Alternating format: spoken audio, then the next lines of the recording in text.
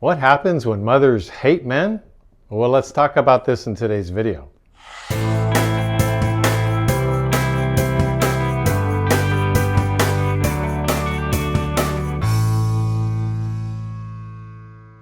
So someone may think, wow, that's quite an oxymoron. How could a mother hate men? After all, she was with a man to give birth to a child. But mothers can give birth for many reasons, including cultural norms, family pressure, a fear that her clock is ticking and I better do it now before I get any older, therefore rushing into it impulsively, or religious reasons, or forgot to use her contraceptives. And there's many more reasons why a woman will have a child but hate men.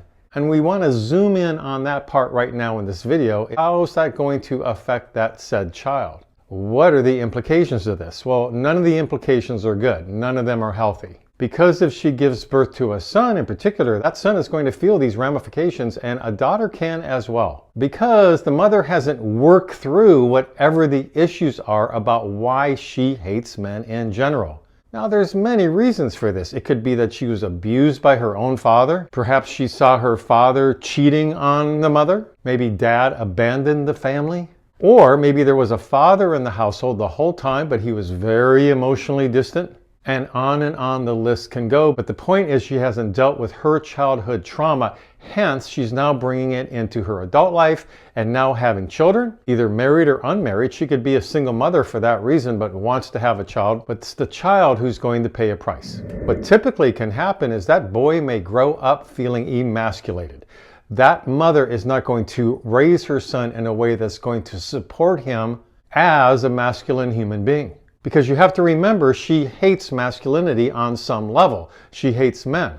Well, even if she's aware of it to some degree and thinking, no, I just won't let this impact my son, it can come out in unconscious ways. There's many ways for it to show itself. Subtle or not so subtle. Verbal or nonverbal. Even sometimes a glance, just a general look of disgust towards the son when he is now turning into a man himself. And it may be one thing while the boy is still young before he turns into an adolescent and he starts growing up, his voice changes. As he becomes more of a man, she may then realize she's feeling more repulsion towards him. We want to call this out because oftentimes many mothers get away with this and they're not called out for it. And the reason is because they're seen as the mother. Well, you know, she's the mother. It's her son. She certainly must have his best interest in mind. Why would she have a kid if she didn't want one? Oh, I can't really see how she's emotionally hurting her son or anything like that. No. So what's not seen on the outside, overt, can very easily be happening inside the home, covert. This can also turn into what's known as emotional incest, where a mother takes over said son for her own benefit emotionally. She's going to treat him like a thing in a way. He's there to worship her. She's going to tell him all her adult problems, but she may use him when she needs to, when she wants a companion to go do something. Because after all, if she's married and hates men, likely it's an unhealthy marriage. Now, wouldn't it be? So she might have gotten married because, well, that's just what women do. I guess I'm going to have to grin and bear it and get married. So it's common then for a woman like this to pick a man who's more submissive, more emotionally withdrawn, basically shy, a bit wimpy sometimes even. Because that allows her to be more in the driver's seat, more in a position of control within that relationship. Because you know what? If I have to get married and be with a man, and that's just what society demands of me, and maybe I guess I'm going to have a kid at some point, then by golly, I'm going to be with a man that I'm going to run the show. I'm going to be in charge. So sometimes in marriages like this that some of you may even know of or have seen in your life, it all stems from the mother's dislike of masculinity, of what it means to be male. People don't like to talk about this, so they ignore the topic, but it happens all the time. So now this son is growing up having all sorts of emotional problems because not only is he possibly being taken over by the mother, or it could go the other way. She just doesn't want to deal with him. There's neglect going on. And nobody's probably helping the son, especially if the father isn't stepping in to level this out. And that can be the case many times, especially if it's a more reserved, distant father, right? He's probably going to step back and let her run the show. So now the son has no one to rely on to help him feel good about himself. So now if he's growing up being emasculated, then that's going to impact obviously his self-esteem, his sense of self, how he relates to others, especially women, self-confidence, finding his voice, because being emasculated usually robs one of one's voice to some degree, having firm opinions, speaking freely about ourselves. Speaking freely about oneself is likely not going to be tolerated by a mother who dislikes men, because as that boy is starting to find himself as he's growing up, mother will shut down that voice. Remember, she doesn't like men. She doesn't want to hear about this. In fact, she's turned off by his masculinity. So with the power of being a mother, right, she's in charge, she's shutting everything down that would support that boy in healthy ways into turning into a masculine male. And depending on how far this takeover goes, so to speak, it can even impact a son's sexual orientation.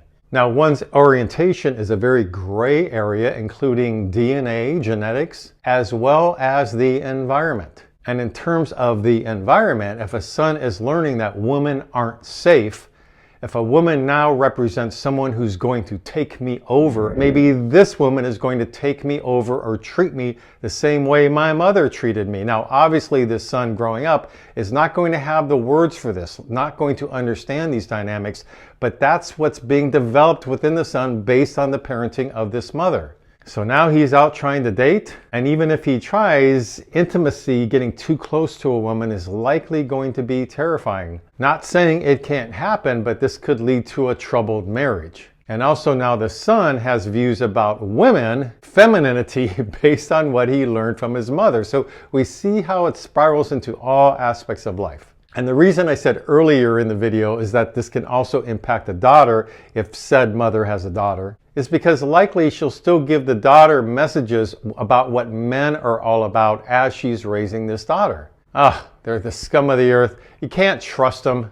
Men are always going to cheat on you. All men want from you is sex. That's all you're good for to a man. And on this goes. So we see all the messages this daughter is going to hear from a toxic mother such as this. So short little video to just bring awareness to what it's like to be raised by a mother who hates men. There's millions of women out there like that, unfortunately.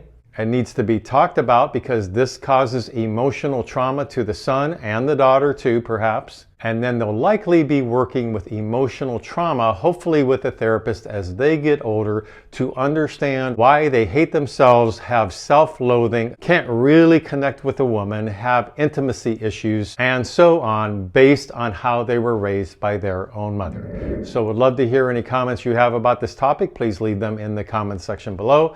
Please subscribe to my mental health YouTube channel if you like these kind of videos. And until next week, this is Brad Shore signing off from Ask a Shrink.